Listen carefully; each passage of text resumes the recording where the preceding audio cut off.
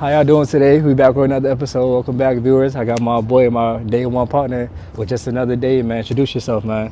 My name Bentley, man. Ain't too much to say about introductions, but yeah, y'all will get to know me during the podcast. Real soon, man. Now, I just know, man, we hopping on this cast today to talk about some stuff, man. I know you've been going through a lot, bro. I was with you a few nights ago, got into the accident, bro. Yeah. I know you felt devastated afterwards, bro. Like, I can look at your face and just tell, bro, like you was messed up, bro. Nah, that shit, it did, bro, but I said, it's life, bro.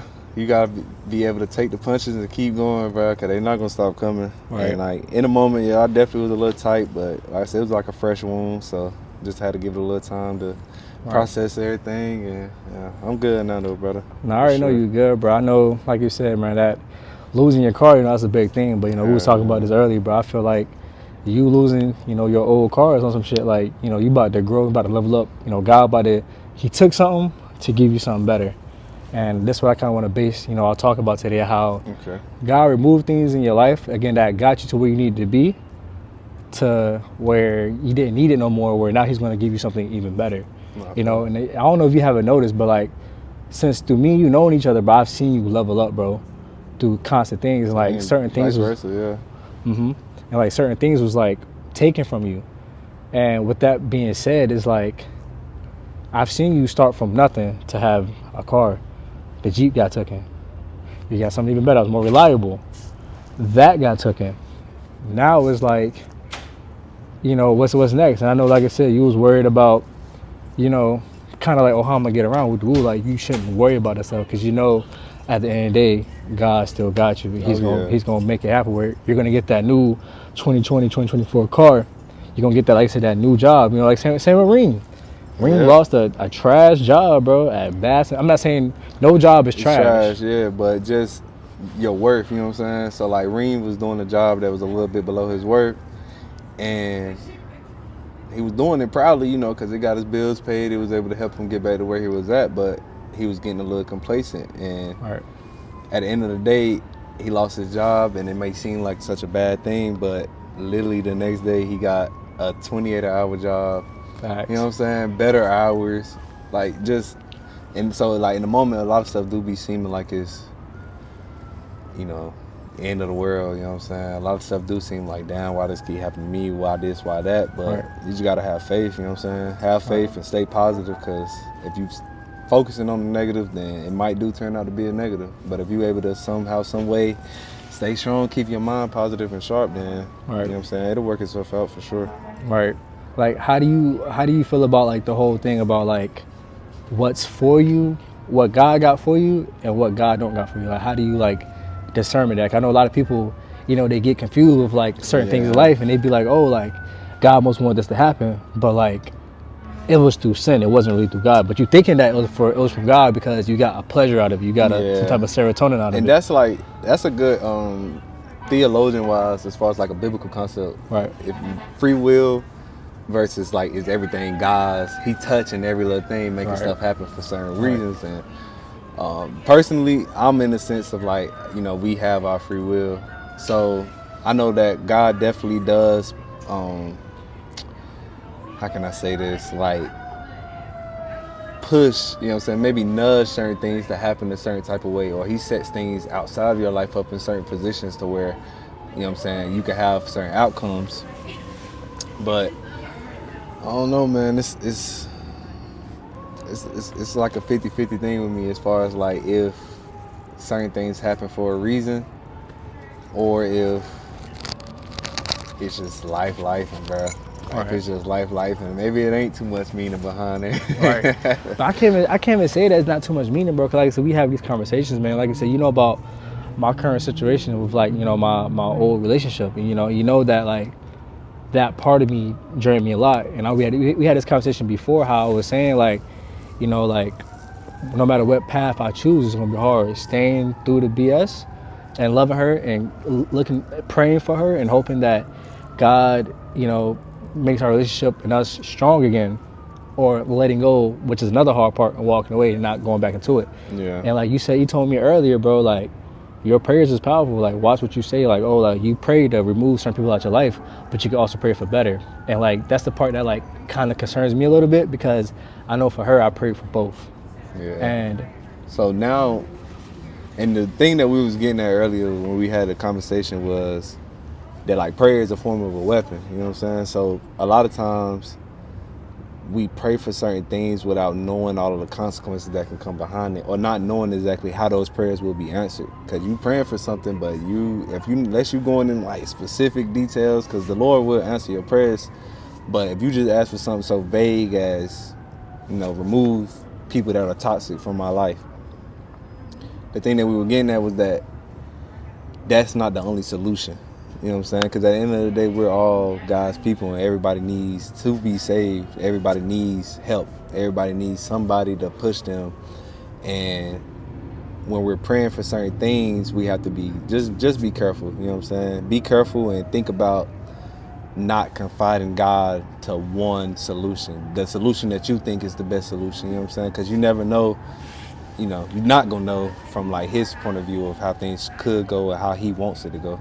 right, cause that's basically like putting limitations on You God. putting limitations on God, and we do that a lot. Like we do that. Like it's human though. Like it's not like, not to say right or wrong. It's just something that you have to acknowledge that you as a human you're going to do that. You're going to want to put your understanding on God, because that's the only way you can understand it. But you have to have it in the back of your mind, like he's not human. Like he doesn't have to work the way we work. He doesn't have to do the things we do in order to accomplish things. He makes miracles. He makes stuff that you thought was impossible possible. So Right.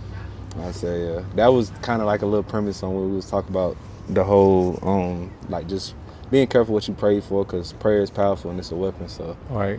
I would say it's very powerful, because like I said, in my situation, I prayed that God removed somebody out of my life, and like, God, he did. She got stuck in a different country. She couldn't come back for 6 months. exactly. And like, exactly, because at that, not to cut you off, brother, Yeah. but like that's a prime example. And can I get a little personal on this? Yeah, for sure. That's All right, fine, so like I said, his daughter is my goddaughter. So yeah, he said this prayer when he was going through things with the mother of his child, and to remove certain things that he felt like wasn't for him. And she got stuck in Canada, and you felt at that time, I guess you felt like your prayer was answered. You asked, I didn't even realize my prayer was answered. Like, if anything, I was like, I felt like I failed as a father, as a spouse. I failed. I was like, dang, like, what do I do? How can I get them back? But as I'm working on getting them back, like, she's continues like nagging me. Oh, like, what you doing? You with another girl? Woo. Yeah. And I understand, in the past I brought her those type of insecurities. So like, yeah. but it's like, if I'm helping you to come back to be a family with me again, why are you kind of like pouring negative on a positive situation I'm trying to do? Yeah. Mind you, I sold my guns, I sold my PS5. Mind you, bro, I'm jolly trying to make ends meet, because we didn't have the money saved up that we were supposed to have, because at the end of the day, a lot of times the money that we lost, that we saved up so much for was trying to repair our relationship. I was blowing the money on dates. I was blowing the money on make up for what I did. And stuff like that to make up for it, yeah. Right, and a woman can tell me, oh, it was just quality time. It was just like, it's the little things. Like, no, that's not. You say that, but your actions are contradicting, because you tell me, like, you can at least give me some flowers. You can at least do this, but that requires money. No matter what you do in this life. At the end of the day, money is like, bro, that's the world we live in. Everything costs money. Even if she wants to walk to a damn park and just, just talk, it's like, eventually we passing a snow cone cart, right, and we want to buy some snow cones or something. Right. You know what I'm saying? Like, everything just costs money. Right. And so, women, y'all gotta just be mindful of stuff like that whenever y'all dealing with a man. Like, he has expectations for himself as a man that he's trying to make sure that he's able to step up and provide. So he's gonna want to do those things, but it might not necessarily be the time for it. It might not necessarily be the place for it. And you just got to be mindful and be there with your partner, because at the end of the day, y'all supposed to be partners. It ain't supposed to be one person versus the other. And we definitely getting off a little topic here, and that's perfectly fine, because I actually did want to jump into this conversation. I did kind of want to touch back on that first topic too, though. Right. What's up? So yeah, I know you said that you didn't feel like At the necessarily time. that your prayers were answered. It Right. wasn't. It didn't. I wasn't. It wasn't resonating in my head. I was just more thinking of like, I got to get my family Got to back. get them back. But okay, so what about now? Like now, do you feel Now- like that was one of your prayers being Ooh. answered? Like now, how I feel, I did God's injustice. Like So you God feel like- justified He justified something that was it made to be justified because at the end of the day we were hurting each other. Mm-hmm. We was doing a lot of things where, like I said, we're losing money.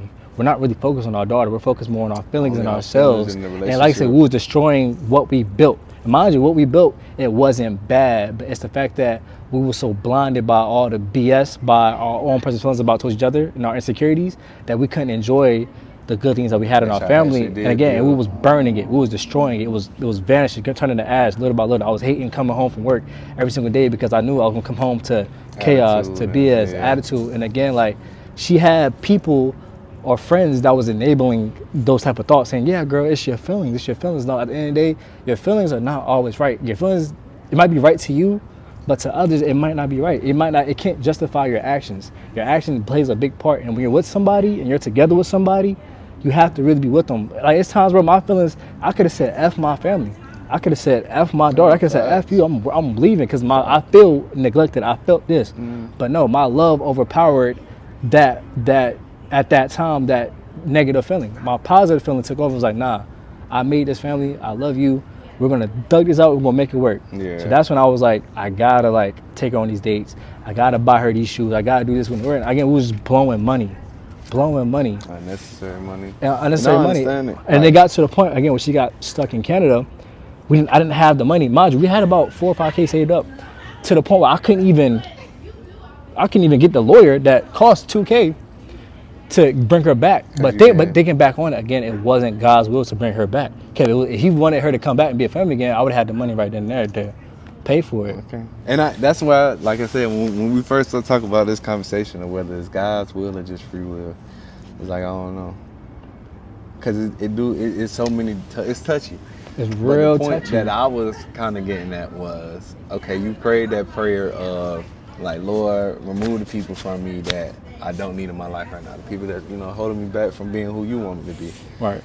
But the side effect of that was baby girl being gone for a couple months and not being able to be over here. Like Right. the side effect of him, if that prayer was answered in that way of him keeping Hannah over, overseas or whatever, then it's like that side effect. And that's why I say when we was talking about it earlier off camera, and I was saying you don't know sometimes what you asking for, or you know what you know what you want, But you know the price you about to pay though. you don't know what you finna pay, or you don't know exactly how God gonna make what you asking for happen. Right. You know what I'm saying? Because He Right. can make it happen, but you don't know how. Right. He might make it. It ain't no telling what He gonna do to make it happen. Right. And it might bring you more hurt than you thought you had, or you thought you needed in the beginning. Like you thought that was the best thing for you to do was to remove those people out of your life. But I know how you were mentally around the time when you weren't able to see your daughter like when Right. you wanted to. So.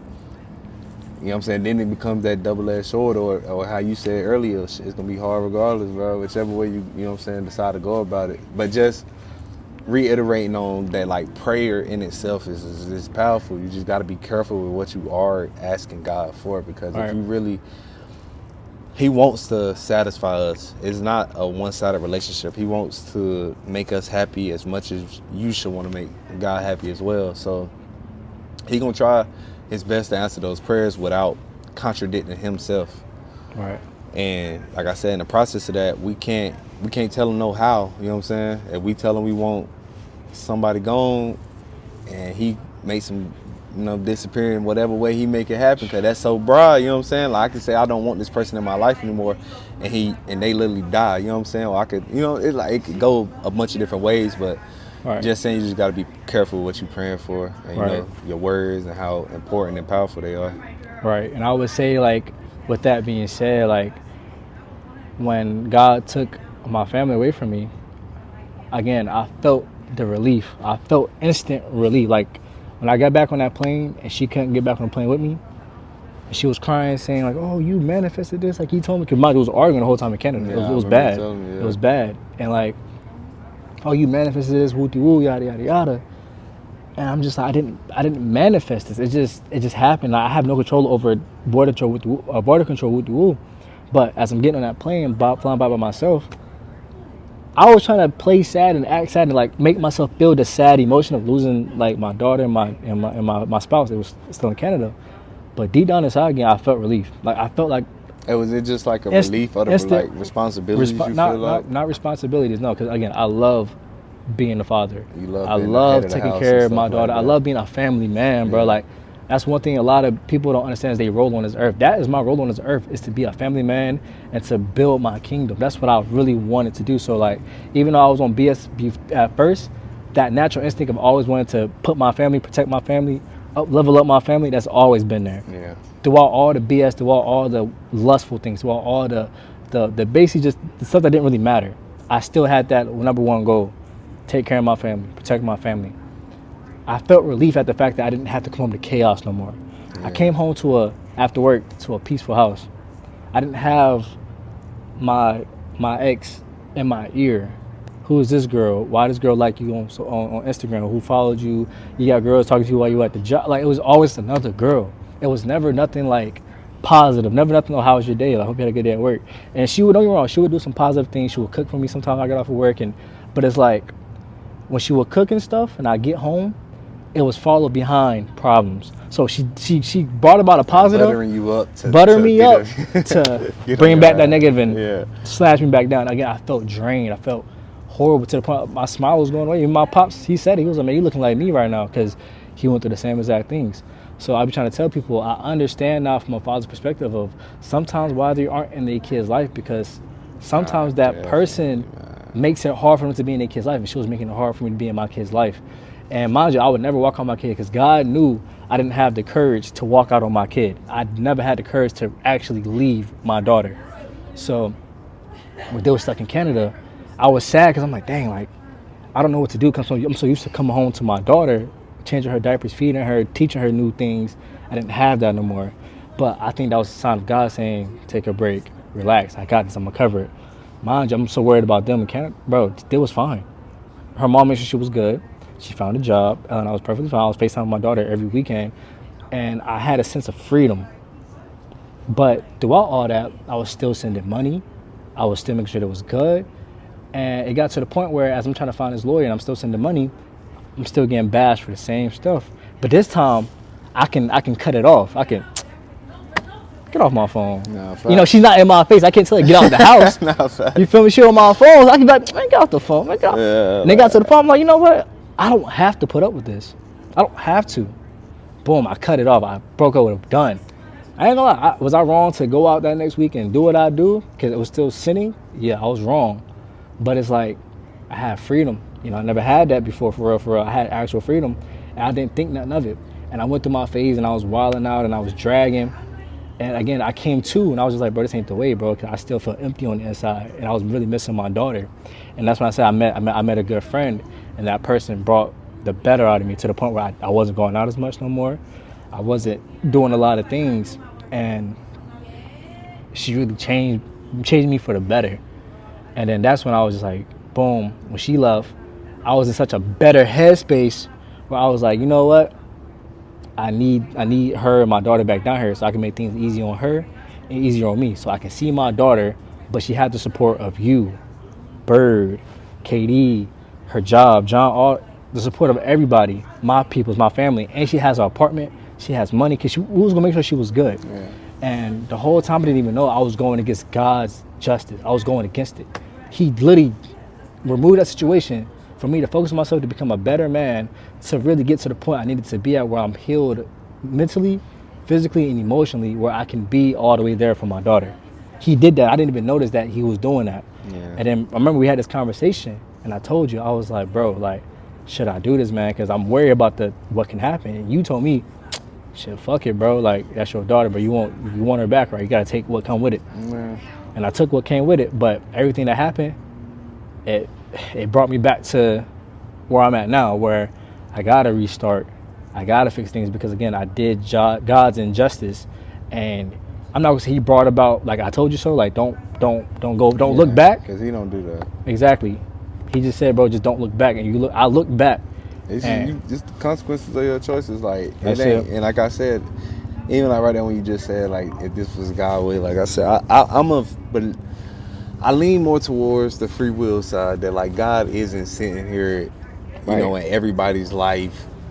Right. It's nah, like we pay for the fruits of our labor, man. Like we pay for our consequences, and it just 9 times out of 10, it just seems that if you're not aligning with God's will, it's going to be bad. Like your consequences are going to 9 times out of 10, they're not going to be good. Versus if you know, understand what God does have in plan for you and find a way to align yourself with that. I mean, the fruits is gonna be great, right? Like you're gonna be able to really reap the rewards. You know what I'm saying? Right. And but no, I get it. Like I said, bro, that excuse me. Like mental health is important, and people don't realize how big of a role sometimes they play on like the next person's mental health. And Love is real, man. Like, yo, and these emotions is real. when that happens,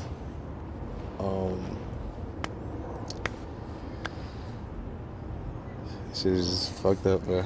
Like, you know what I'm saying? You had to pause, okay, like, oh, like, I feel this in my chest. Like, Nah, oh. that shit is, because it's like, I mean, at the end of the day, bro, you got yourself and you got God.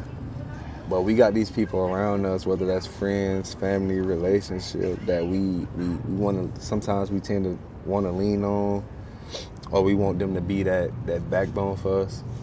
Right. But they don't got to, bro.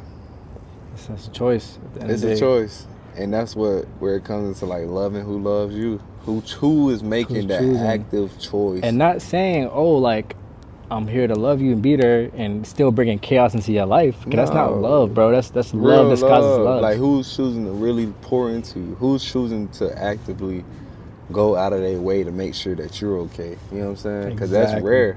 That's rare in this life. Very, Especially very. when I said people that deal with like loss of parents, loss of friends and family or loved ones, you know what I'm saying? And you had somebody for you. I'm sure they know, you know what I'm saying, how rare it could get when you got somebody that is there through all of your faults and all of your wrongs and all of this, and then you lose that person. You know what I'm saying? You no longer got access to somebody that's there for you as much. And I know what you and, you know, your the mother of your child have going on, bro. Like She took a toll on me. When gang. she realizes it, I know, gang, that'll be something she probably lives with till she dies, bro. Like real life, cause it's like it always seemed greener at first. The grass always seemed greener. The sun always look a little brighter on the other side. You know what I'm saying? Sky a little bluer, but at the end of the day, bro, it's just not the same. You gotta really be with people who love you, and not the you that's perfect, not the you that don't make mistakes, not the you that has to walk on eggshells. They love the you, the flawed version of you. They love you when you having bad days, when you having bad weeks, months, shit, a bad year, and they still decide to love you. All right. That's when you know what I'm saying? So, All right. like I said, man, mental health is very important, and choosing who to trust with your mental health is important too, because that's a big thing. That's a key point. Like, I think that was like my problem, is the fact that I'm not saying I chose wrong. At the end of the day, I feel like everybody has their purpose in your life to bring you closer to God. Yeah.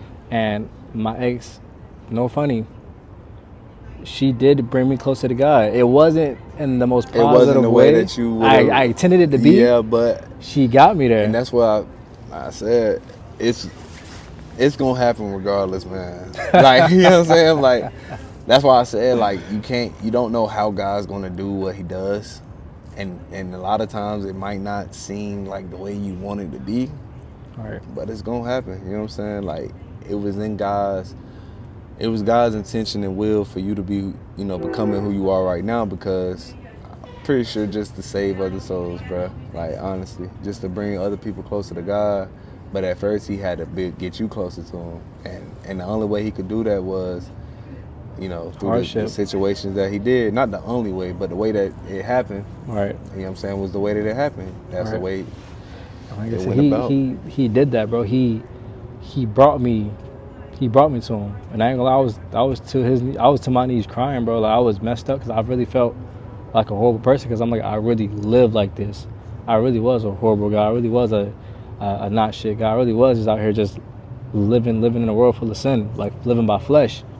And don't get me wrong, am I perfect now to this day? Nah, like none of us is ever perfect. Trust me, it's times I still miss and I still sin. It's times it happens. No Christian is fully perfect. It's just Not. it's at the end of the day, bro. I can attest to what I'm saying. I can tell you. I can be mad enough to tell you I mess up.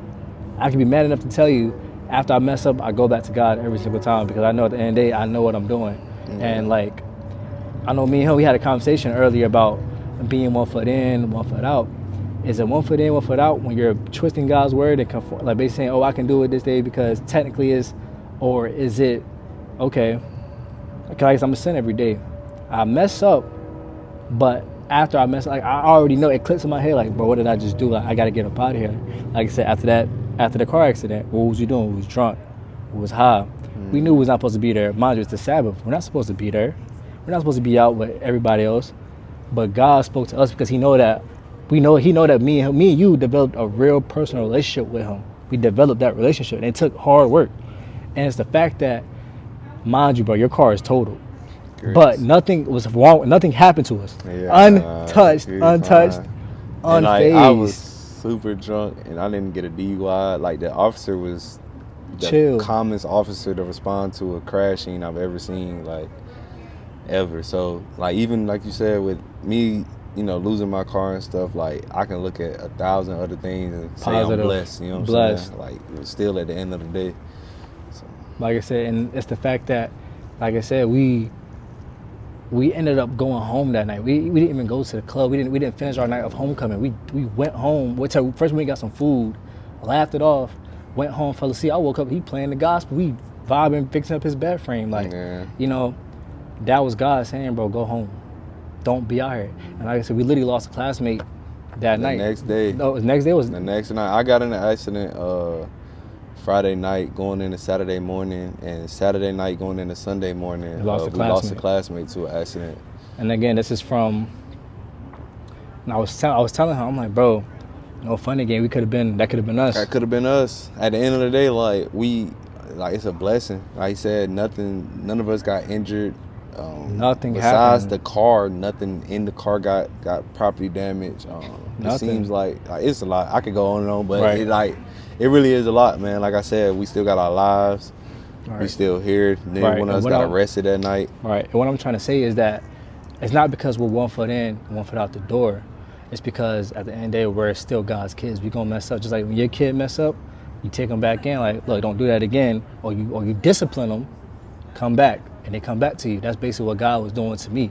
So I know earlier it was like, it wasn't an argument, but we was saying like, are we still living 1 foot in, 1 foot out? Because it's like, nah, because we're not trying to twist God's words into basically like conforming to us. To Like, say this is right. You know what I'm This is- saying? yeah, 'Cause like- I can't. Like now, and earlier, like you said, we was kind of going back and forth, but I kind of getting what you're saying now. Right. Like it's like I can't. How do I say this? Like I can't say that we are 1 foot in, 1 foot out because, like you said, we are on that journey, that path, and it's like we getting closer to God every day. every You know what I'm single saying? day. And the days that we do fall, it's like you said, it's like an immediate. Right. Gotta get back to God. Gotta I get didn't back. listen to no gospel music or none that night. Of course, I prayed and stuff, but I mean, literally, like as soon as my eyes opened up, it was just like that conviction a little bit in the back of my head of like, you know, I guess what I could have been doing versus Right. what I was doing and where it ended me. And I can't sit here, like I said, I can't sit here and say that's God's will. That's the fruits of my labor. You know what I'm saying? Right. I wanted to go out and get drunk, high. Right. This is what happened. Like that was the cause and the effect of it. I can't sit here and say like God did that purposefully to X, Y, and Z, but I know that He was right there with me. I told Him I say maybe like 2-3 seconds before the initial crash, it's like I sobered up and like just realized like everything that was kind of going on in like a 3-second window. You know what I'm saying? So I know that like God was with me. You know what I'm Right. saying? I know that He's still with me, of course, but. And right, and like I said, like I just know, bro, like God's not done with us yet. He's still doing things that, again, I'm not realizing until like a week later. I'm like, oh, bro, that was God, bro, because I wasn't even thinking about it like that. Like A lot of things could have went worse. A lot of things could have really went left, but it never went left because God was just showing me basically my revelations. You know, like I said, I remember we was having this conversation before about how like God gives revelations in our dreams. I believe in that. I believe in that so much, bro, because it's a lot of things that I see happening in my life, and it's like when it happens, I really just like foretold it. Like, same with my ex and her coming back down. Like everything that happened, I've seen it. Maybe not to the extent it happened, but I've seen it. You seen it, yeah. And that's the fact I had dreams about it. I had revelations. Never ignore your dreams. Never ignore, especially the ones that are actually in tune with their spirit. Yeah. Because That's your in spirit, tune with the word of the God too. right.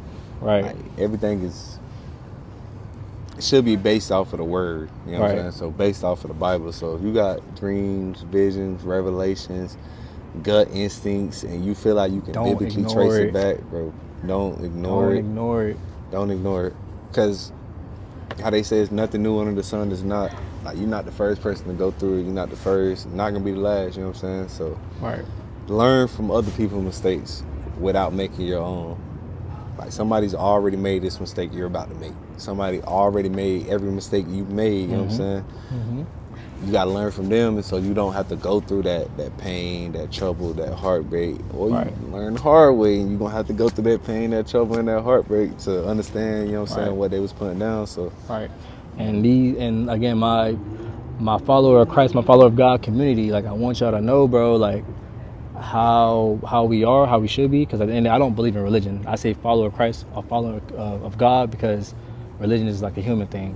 Faith, love, and work based. That's all I am. I would just say when bro was saying just basically about having God with you, bro. Like, don't be overly righteous. Don't judge the next. Like I said, everybody makes mistakes. Somebody has been there, have done it. Like, it's nothing new underneath the sun. If you see somebody messing up or whatever, don't judge them. If you seen a sinner being a sinner, please don't judge them, because it's like, bro, you have been there. We have all been there before, where you look down upon them, and God don't look down upon you. Don't look down upon them. You know what I'm saying? And another reason is because you're not gonna get through to them that way.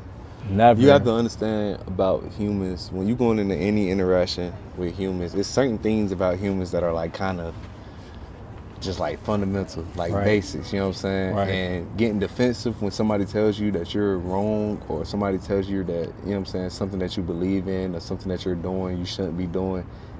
Defensiveness is human.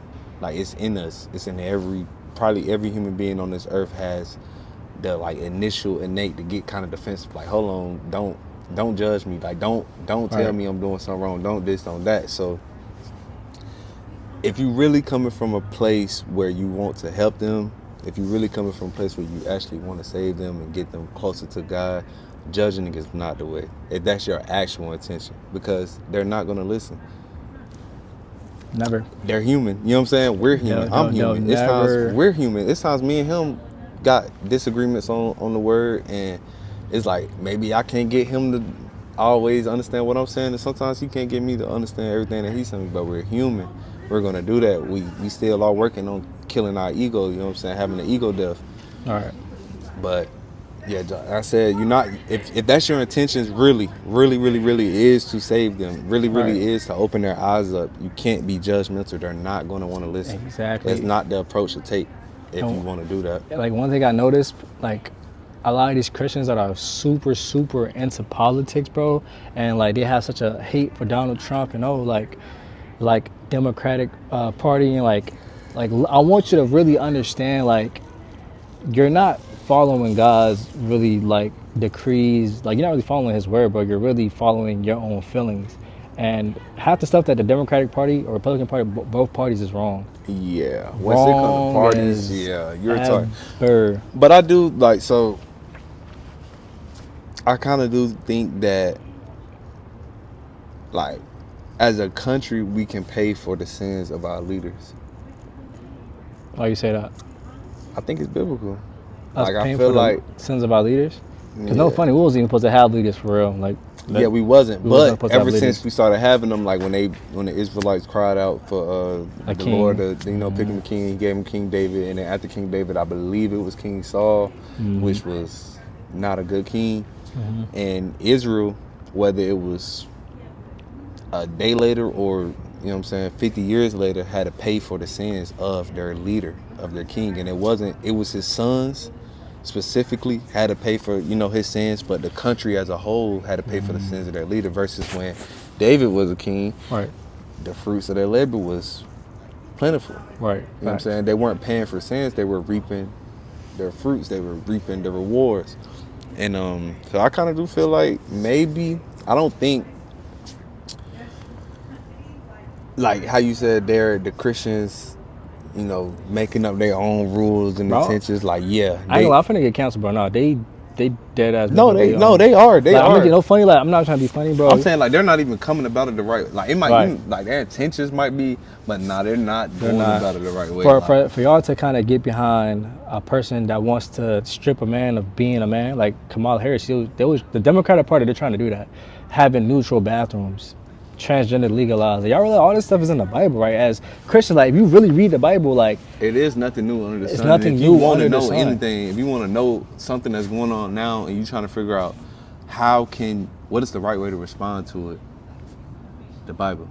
Whether it's abortions, suicide, murder, sex, anything that you could question in your mind as a topic of moral rights versus moral wrongs, just refer to the Bible. And whatever the Bible said, whether it's morally right or morally wrong, just stick with that. and that's the problem in today's world. It's Whatever your opinion. whatever a social norm is, That's what's right. That's what's right. But that, hear me out, that social norm can be wrong. So for instance, us young men being told that it's normal for you to have multiple women sleeping around, all of that stuff. Like, that's a social norm. Like, the society taught us that, but I mean, bro, that ain't right. That ain't right. Just think, how can you say you can have every girl in the world, but every girl in the world only need one dude? You know what I'm saying? Like, well, you know, our expectation as men Right, is exactly, like, as okay, men, she yeah. needs to keep her legs closed. Right. She don't need to be sleeping around as much. How you expecting to get this? How you expecting to catch this status of having so many women without the women sleeping around as much? And so, like, we get mad at women so many times for, like, double standards and stuff like that, but Well, we got a double couple standards of as them well. too. You know what I'm saying? A lot of them, and you know, that's the problem we have. Like I said, us men, we don't know, again, because I'm tired of this conversation of, oh, like, men cannot be entitled to their feelings. Like, you can't rely on your feelings. You can't know, as a man, rely on your feelings, bro. And if you know something's wrong, bro, don't do it, bro. Who cares what the social norm is, bro? Be yourself. Like, legit, just be yourself, bro. Be yourself and be with God. He's going to amplify who you are, where people's going to follow you. At the end of the day, God, he makes kings. He makes them. You know what I'm saying? And people got to realize, man, like, we're living in an era now where the social norm is perfectly normal. You know, it's perfectly normal now for a woman to go out and look halfway, be naked in the clothes, woo, and then, like, again, this is where where a woman is contradiction. Because, again, speaking earlier of my situation, how my ex, she was very contradicting. Y'all say, oh yeah, like, I'm going out because I feel comfortable, because I want to feel pretty, I want to be seen, woo, like, so I want to wear what I want to wear. My man cannot control me.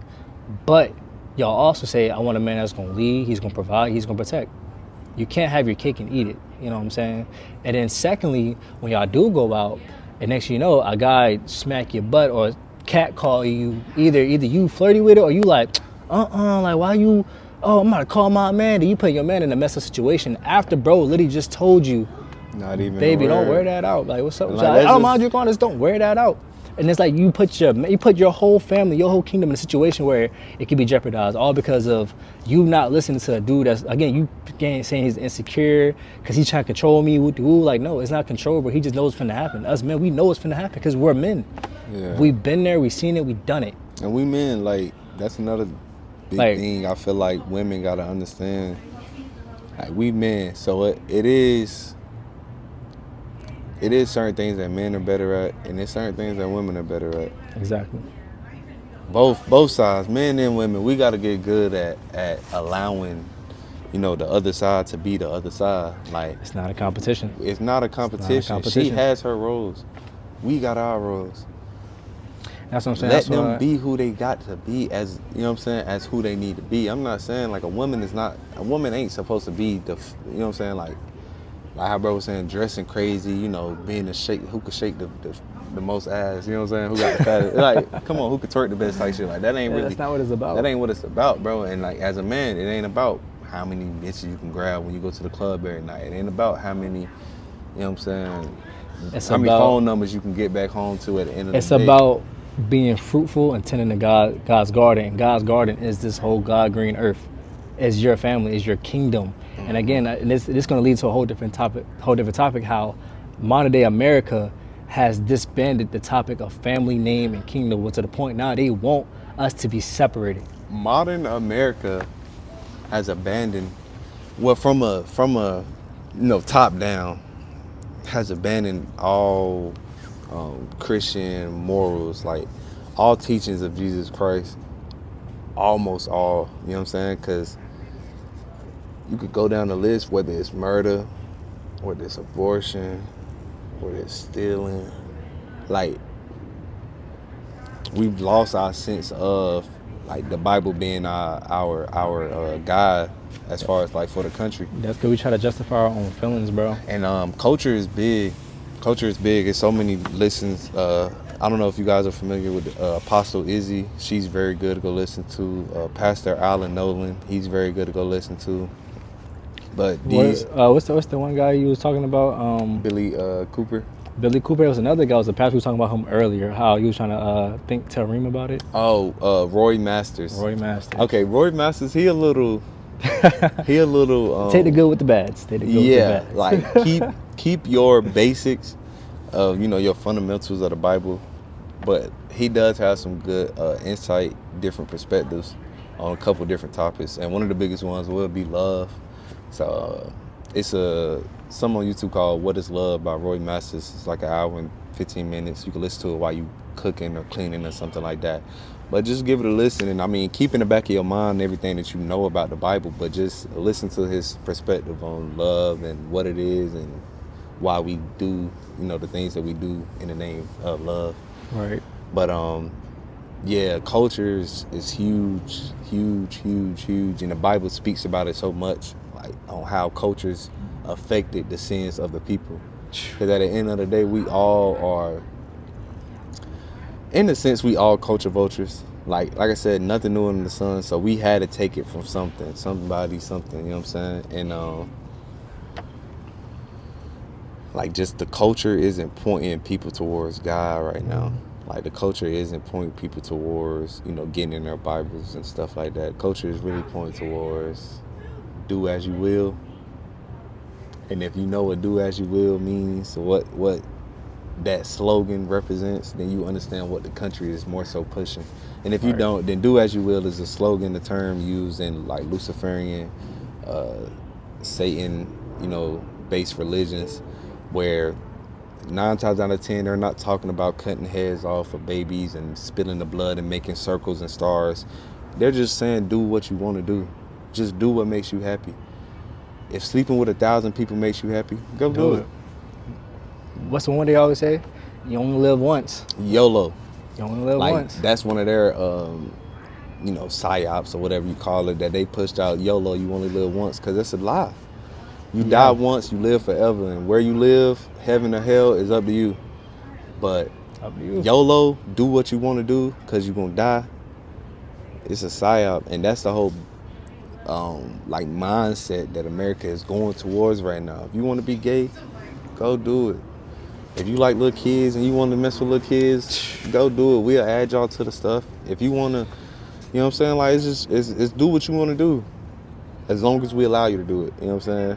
But so yeah, culture is it's huge, man. Like it ain't nobody just got up one day and wanted to go to a club. Like it was the culture. You know what I'm saying? When I got to Shaw, it wasn't like the thought of a club just popped in my idea. Like once I started seeing this is what people do on the weekend, this what we do on the weekend, and that's what we do on the weekend. We going out getting effed up and go club, and take something home and try to have a good night, you know what I'm saying, a successful night or whatever. But culture just plays a huge part on sin, individual sin, you know what I'm saying, because it's always justified by the culture.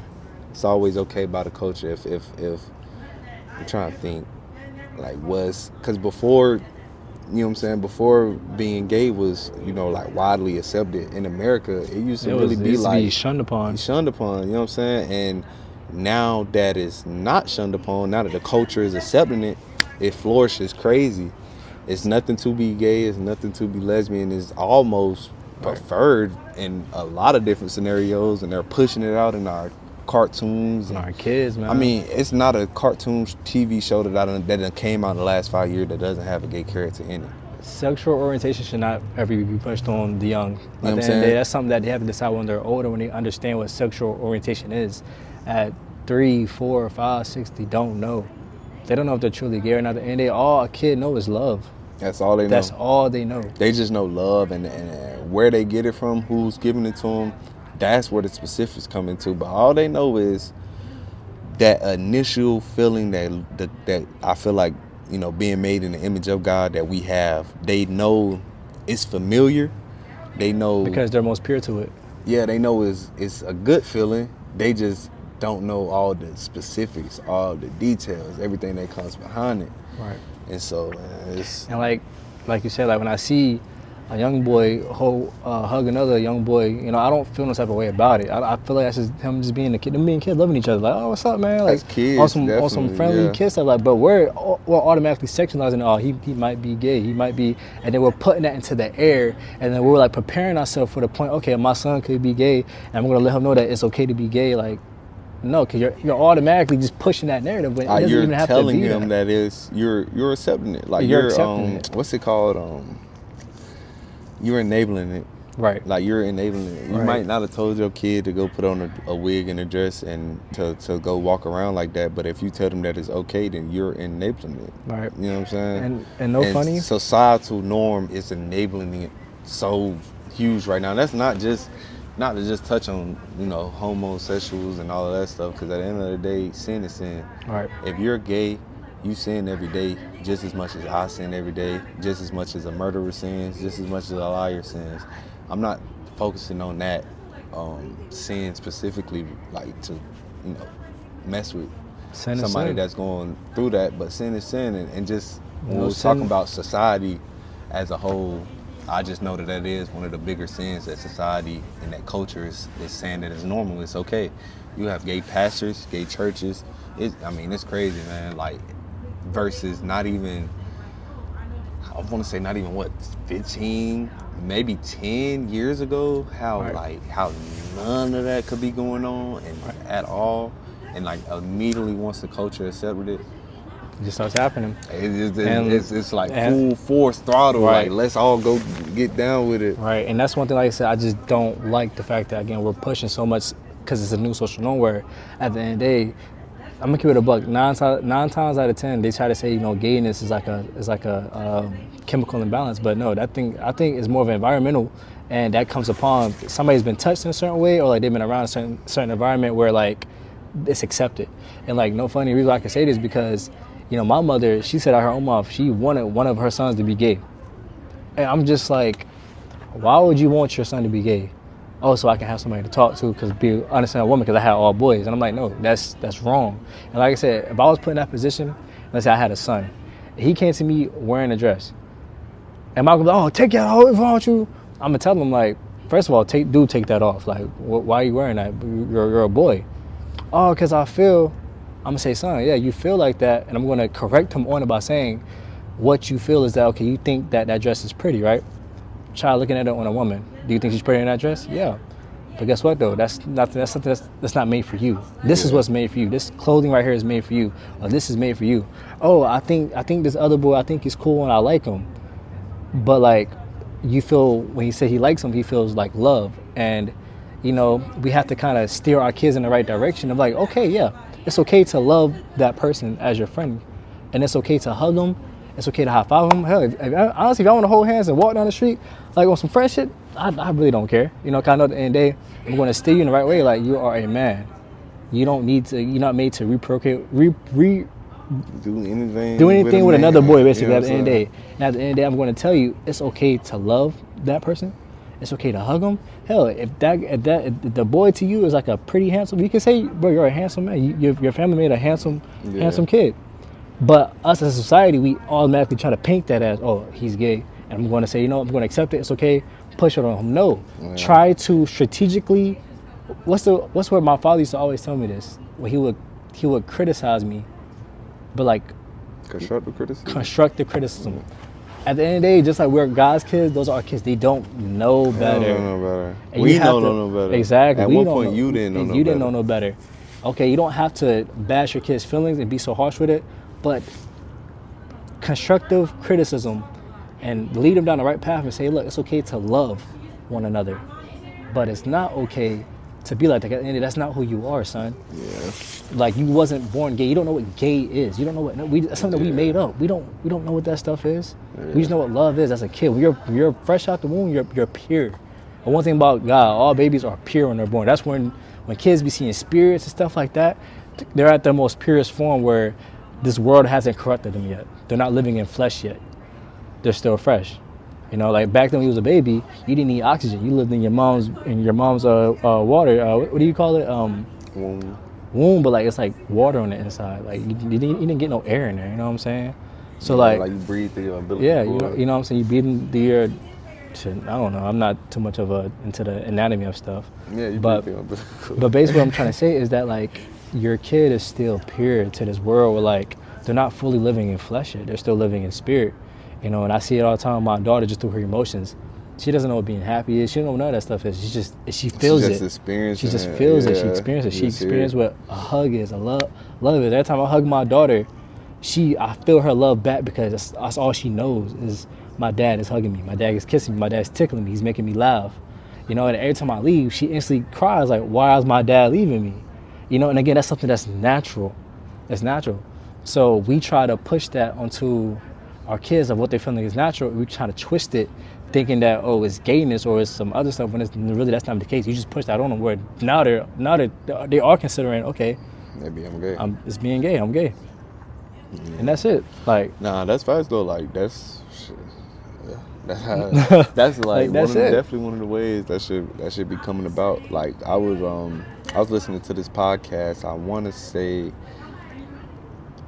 The Deep End with Taylor Welch, Right. and it was one of his episodes, and that guy was basically saying that when he was asking the Lord to like save his son from, just like going in the wrong direction, staying in the world, trying to ask the Lord to like bring his son back to him and stuff like that. right. Like God literally came and told him that one of the reasons I can't is because of what you declared over your son. It's because of what you said about your son. It's because of what when you said when you spoke in the world that I think my son's a lost cause. That's legal. That's like legally binding. God, because like I said, he's a just God, and he has his. You know what I'm saying? He has his like laws and standards, and he does not stray from them, or he can't be God. Right. So, I mean, not to get into like all the logistics of it, but at the end of the day, saying certain things, speaking certain life and death over certain people, and then coming back around and trying to contradict it, like praying for God to save my son, but then, man, he's a lost cause, or he's gonna be At the like end of this the day, forever. you just lost all power to have any type of You just authority lost your power over his situation. Exactly. And like you said, just point back to my ex. When I prayed to remove all people from me, and now that I do pray for her betterness, that prayer for that betterness is not gonna work because I done prayed to remove her. You know what I'm Now saying? that power is out of my hands. Somebody else has to take on the power of bringing her closer to God and healing her because I can't do it no more. I didn't give up that power. I told God I didn't want it no more. And again, God does not contradict. He doesn't go back in his word. You want it gone, it's gone. No matter what you say, what you do, it's done. Like same with with Jesus and the Israelites. Like I think when he cursed them or something, like no matter what they say, what they do, what they repent, they have to go through it. You got to. They got to go through it. Yeah. Like And like that's like I said, it's that just clicked in my head. yeah, it's like it's power of crazily, like life and tongue, bro. And at the end of the ain't day, never you think just of gotta that. be conscious of that, bro. You know what I'm saying? Like you gotta know what you're speaking out into this world. You gotta know how much sin has a radius. Like if I sin, if I'm sinning, then 9 times out of 10, my sin is gonna corrupt like an area around me. Right. And I'm not saying physically like these start deteriorating and melting away. Right. But if I'm a drinker, heavy drinker, sinful drinker, and he's with me every day, 9 times out of 10, he eventually might pick up that shot. You know what I'm saying? If I'm having the wildest fantasies, threesomes and all of that stuff at my crib every night, and he's my roommate, and he sees this happening, eventually he'll probably come and join one day, or like eventually he might start indulging, or just stuff like that. Sin has a radius; it corrupts the stuff around it. Right. And I don't even know what I was getting at with that. But I just know you just gotta be careful, man. Regardless what you of say, what you say, do, what who you're you're around, doing, your environment. what you're around, your environment. Environment plays a big part in Huge. every little thing in your life, even to the point in your body. Like I was talking to my friend earlier, how like my certain environment, like talking to my little brother actually, and I told him, I'm like, gang, the reason why you thrive right now because you're in an environment where you're happy in, where God put you to be at, and like it's a decision you made for yourself. I was put in an environment where I didn't really have a choice, and again, I let another man give me authority. I understand that man is my father, and God say, listen to your father, or not honor your fathers, but when you honor your father or your parents, that doesn't mean you always have to listen. It means just respect them. It doesn't. And at the end of the day, if your parents are doing wrong by you and constantly kind of pulling you down, you can still respect them, but you can cut them off. Respect and cutting off are two different things. Two different things. And like what I'm trying to say is that basically I didn't have domain over my own life. When I knew I got the feelings that God gave me, the foresaw, the signs, don't go there. Don't go there. I didn't have the heart to tell my dad, nah, I don't want to go there. I'm finna go to this college or this school because this school calls to me.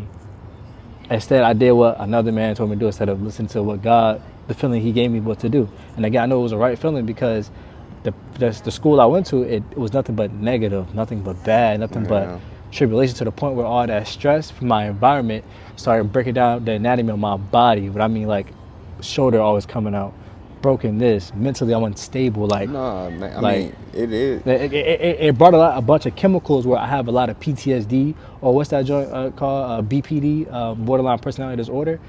That chemical imbalance comes from environment. Like it brings that into you. Your body adapts to everything it's in.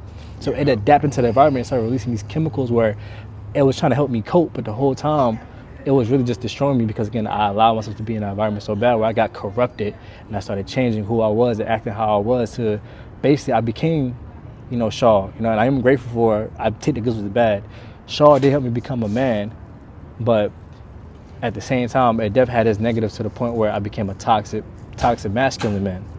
You know what I'm saying? Yeah. And that's the point where I'm trying to fix now in my life. Yeah, nah, I get it, bro. And I mean, it'd be hard, bro, because we don't be having no real role model. Like, nobody really to look at and be like, Right. oh, shit. Like right now, I mean, I'm 23, which is 24, 24, right? yeah. Like, we at a certain age where we are kind of, like, getting the ball rolling a little earlier than I feel like most people do on their search with God. But, I mean, when we was in college, there wasn't nobody, like, 22, 23, 24. Talking about this? Talking about God. Like, it wasn't nobody in college talking about what we should and shouldn't be doing and, what's right and what's wrong. None of that, bruh. So, like you said, environment, culture, we just got with the program. Like, we seen everybody else doing it. They on this. We here. Why not? You know what I'm saying? And exactly. Like he said, at the end of the day, bro, that starts taking a toll on your body, your mental health, relationships with, like, family, like, people that actually matter, not BS relationships you built while you was out here doing BS, Right. And that's your brain releasing certain chemicals in your body that's making you act the way you act. And like I said, that goes with everything. With, again, the next serial killer, the next child molester, the next gay person. Our environments do play a big part of what we're around. And at the end of the day, people can be saved, bro. It's in the Bible, throughout all the Bible. People have been saved through their sickness, through their disease, and that's through God, bro. At the end of the day, this isn't a control tactic. This isn't something that, if you don't do this, you will die. Like, nah, if you don't do this, I'm gonna keep it a bug. Your soul will die. It will die because you will feel empty as hell.